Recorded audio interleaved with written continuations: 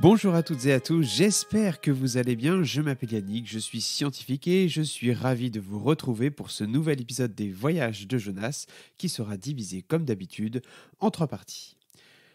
À la fin de l'épisode 4, là où je vous avais laissé, une fois que Jonas est revenu dans ce qu'on pourrait appeler le monde réel, il trouva sa petite sœur Alice endormie sur son lit avec ce fameux livre, Le tourbillon de l'ADN, ouvert à côté d'elle. Aucun doute pour lui, elle avait rejoint l'un de ces mondes, ce qui fait forcément paniquer notre jeune héros. Jonas s'approche de sa sœur et la secoue. « Alice, réveille-toi ! Mais qu'as-tu fait ?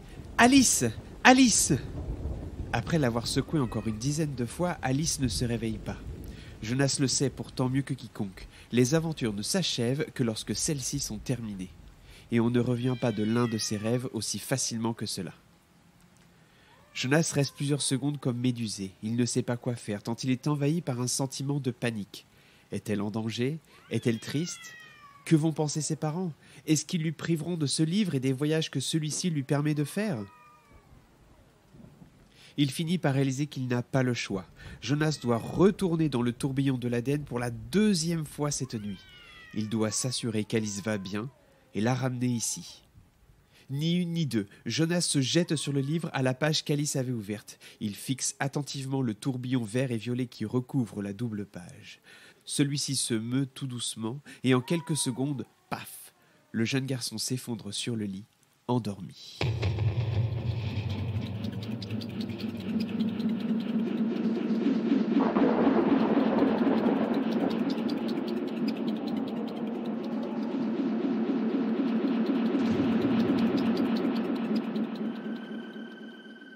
Jonas est allongé au pied d'un arbre sur un tapis de mousse. Il se réveille doucement et tout en se levant, il réalise qu'il est au milieu d'une forêt dense, faite de frênes, de pins et de chênes. Malheureusement pour lui, il fait nuit, et il ne distingue pas d'issue pour sortir de ce bois. Bon, c'est parti, allons chercher Alice. Puis il se mit à crier « Alice ! Alice ! Alice !» Il arpente difficilement entre les fougères et les hautes herbes et réalise au bout de quelques minutes que sa quête semble, pour l'instant, perdue d'avance. Je dois d'abord trouver un chemin et le suivre jusqu'à trouver un village ou une ferme. Puis je demanderai aux habitants s'ils ont vu Alice. Peut-être même qu'elle s'y est réfugiée, espère-t-il tout bas. Notre jeune garçon erre dans les bois encore quelques minutes et finit par trouver un chemin. Fort heureusement, celui-ci est assez large et est bordé de petits arbres. Ainsi, les pas de Jonas sont plus facilement guidés par la lumière de la lune, qui donne aux arbres une couleur bleutée, voire argentée. La nuit n'est pas si effrayante que cela, elle est au contraire calme et paisible. Jonas parcourt plusieurs kilomètres et arrive enfin à la lisière de la forêt.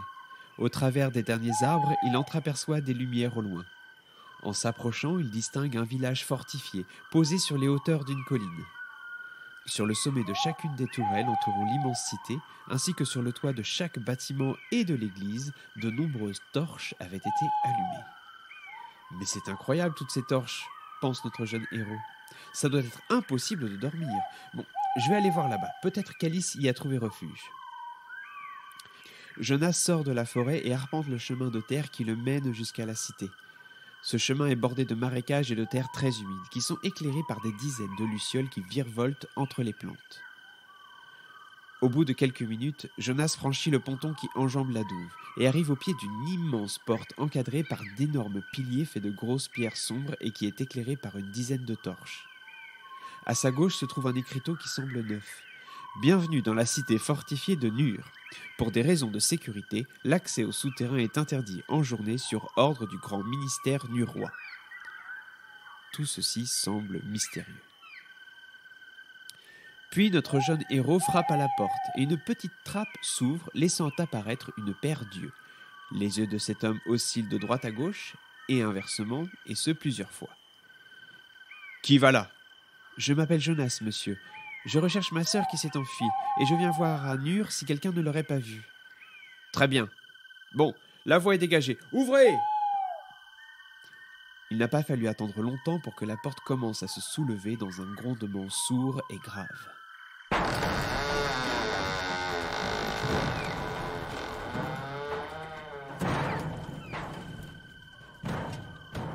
Au pied de celle-ci, d'immenses puits en métal de 1 mètre ressortent de leur cavité, laissant indiquer que nul ne peut l'enfoncer. En la regardant se lever, Jonas pense tout bas. Mais de quoi ont-ils peur pour se protéger ainsi ? Une fois la porte suffisamment levée, un homme passe de l'autre côté et saisit le garçon par le col afin de l'emmener à l'intérieur de l'enceinte. « Refermez !» Ce fut si rapide que Jonas n'eut pas le temps d'être effrayé par les rudes manières de son hôte. « Mais que fais-tu là, jeune homme ?» lui demande d'un air menaçant cet homme, au teint pâle, vêtu d'une cotte de maille, d'un casque en métal à pointe et d'une épée soigneusement rangée dans son fourreau. « Je vous l'ai dit, je recherche ma petite sœur Alice, répond-il légèrement apeuré. Un bruit franc et sourd indiquant que la porte venait de se refermer interrompt la conversation brièvement. « Et tu penses qu'elle est ici ? » ?»« Oui, c'est possible. Elle a 6 ans et de longs cheveux blonds. Vous ne l'auriez pas vue ? » ?»« Ouais. »« C'est vrai ?» lui rétorque notre jeune garçon plein d'espoir et d'enthousiasme. « Ouais, je l'ai vue. Tous les jours, j'en vois des mômes comme elle. » Jonas fait une moue, signifiant ne pas comprendre. « Non, mais qu'est-ce que j'en sais, moi ? Il y en a plein des mioches ici. Moi, mon truc, c'est de garder l'entrée sud, pas de m'occuper des mômes. » Voyant l'inquiétude monter peu à peu sur le visage de Jonas, l'homme aux apparences rustres se laisse soudain envahir par une once de culpabilité. « Bon, je sais pas où elle est. Va jusqu'au cœur du village. À cette heure-là, le marché est encore ouvert. Les badauds et les maraîchers pourront certainement t'aider. Allez, file !» Sur ces mots, notre héros tourne les talons et remonte une ruelle de pavés bordée par de jolies petites maisons. Cette ruelle est assez large pour y faire passer une charrette, mais pas davantage. Elle est sinueuse, et au bout de quelques minutes, et après avoir croisé quelques passants, Jonas arrive à l'entrée d'une grande place qui était bondée.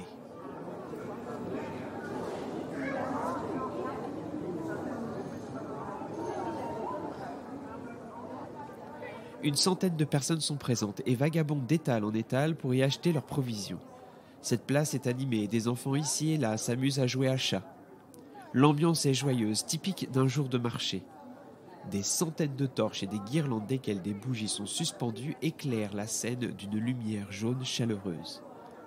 Jonas est tellement absorbé par cette scène de vie nocturne qu'il n'a pas vu, au centre de la place, un énorme sablier de quelques mètres de hauteur, duquel s'étaient déjà écoulés les 2/3 du sable que la partie supérieure contenait. Interloqué et surpris, Jonas s'approche de la structure en prenant garde de ne pas bousculer les passants. Le sable semble s'écouler rapidement. Sur la partie supérieure du sablier, une ligne rouge a été tracée sur toute la circonférence de l'encolure, une dizaine de centimètres en dessous du sable restant. Jonas a le sentiment qu'il s'agit d'une horloge ou d'un compte à rebours. Comme d'habitude, il aura prochainement la réponse à toutes ces questions. Il fait alors demi-tour et reprend sa quête et part interroger les passants et les maraîchers. Toutes et tous semblent fatigués et ont des traits tirés et un teint pâle. Une cure de vitamines ne leur ferait visiblement pas de mal. « Bonjour, vous n'auriez pas vu une petite fille blonde de 6 ans qui se serait perdue ? C'est ma sœur Alice. »« Ah non, désolé. »« Non. Non, désolé, je l'ai pas vue. »« Mais je ne crois pas, mon garçon, j'en suis désolé. »« Non, désolé. »« Oh, désolé, mon jeune garçon, mais je ne l'ai pas vue. »« Bah, fiche-moi le camp, gamin, tu vois pas que je bosse, moi. » Jonas semble dépité. Alice n'est visiblement pas ici.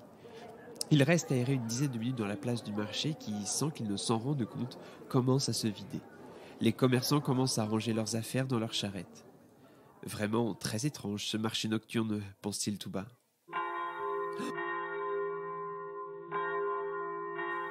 Mais que se passe-t-il ? Se demande-t-il. Tout d'un coup, les personnes se pressent de plus en plus pour terminer leurs courses et les marchands terminent dans la hâte de replier leurs affaires. Jonas détourne le regard vers le grand sablier. Le sable avait atteint la limite déterminée par la ligne rouge. Le temps est écoulé, pense-t-il. Puis un groupe de 3 soldats arrivent à cheval aux abords de la place. L'un d'eux porte un clairon. Et un autre prend la parole. « Messieurs, mesdames, le jour commencera à se lever dans 30 minutes. Je veux que vous ayez quitté les lieux dans 10 minutes maximum et que vous regagniez les souterrains dans le calme, comme d'habitude. Merci. » Jonas observe la scène médusée. Mais pourquoi doivent-ils rentrer dans un souterrain quelques minutes avant le lever du soleil ? Est-ce que la ville se fait attaquer ? Soudain, un des soldats au teint également blanchâtre s'approche de lui et l'interpelle. Mon garçon, rentre vite chez tes parents. Jonas est bien embêté car ses parents... vous savez. Désolé, monsieur le garde, mais je suis à la recherche de ma petite sœur Alice qui a 6 ans et qui est blonde. Est-ce que vous ne l'auriez pas vue par hasard ? Non, est-ce que tes parents ont signalé sa disparition ? Je ne crois pas, monsieur. Bon, tu ne viens pas de Nur, toi ? Non, monsieur. Tu es de Esgrotte, ou de plus loin encore ? Je suis je viens de Gotham, c'est très à l'ouest. Jamais entendu parler. Bon, viens mon garçon, je vais t'emmener dans les sous-sols, nous rechercherons ta sœur là-bas. Vous croyez qu'elle peut y être ? Si elle n'est pas dans les souterrains, c'est qu'elle n'est pas à Nur, mon jeune ami. Allez, monte. La bienveillance du militaire allège le cœur angoissé de notre héros. Après tout, toute cette histoire est de sa faute. S'il avait pris plus de précautions, s'il avait averti Alice de ne jamais ouvrir ce livre, jamais il ne serait dans cette situation. Heureusement, se dit-il, on ressort toujours de ces histoires. Sur ces pensées qui lui ont semblé durer des minutes entières, Jonas saisit le bras du soldat, l'aide à grimper sur son cheval et se place derrière lui. Fermement agrippé à la taille du cavalier, Jonas est le témoin de la dernière ronde nocturne des gardes. Il déambule dans les différentes rues de la cité fortifiée, tout en invitant les habitantes et les habitants à regagner les souterrains sans tarder. Une dizaine de minutes plus tard, les ruelles sont quasi désertes. Seuls les derniers retardataires s'extirpent de leur maison en prenant soin de les fermer à triple tour. « Regardez, la lumière du jour, on se dépêche !» En effet, Jonas s'aperçoit que les premières lueurs du jour, si colorées, ont fait leur apparition dans le ciel de Nur. Tous ensemble, ils chevauchent au galop, jusqu'à une grande porte en bois qui se situe au pied de la grande tour centrale de la ville, que jusque-là Jonas avait pris pour un donjon.